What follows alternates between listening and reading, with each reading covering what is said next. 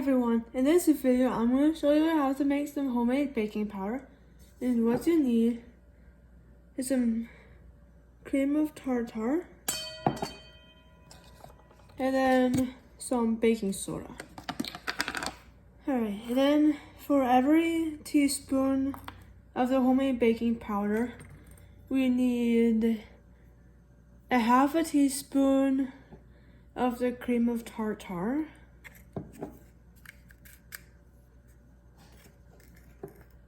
And with measuring stuff out, you want to try and get it as flat as possible. Should look like this. Right, and then we need a quarter teaspoon of the baking soda.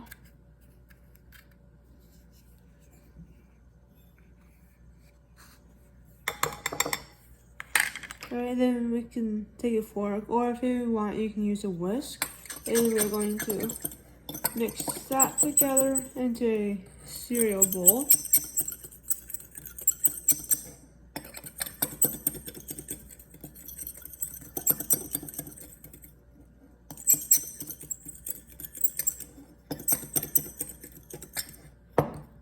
Alright.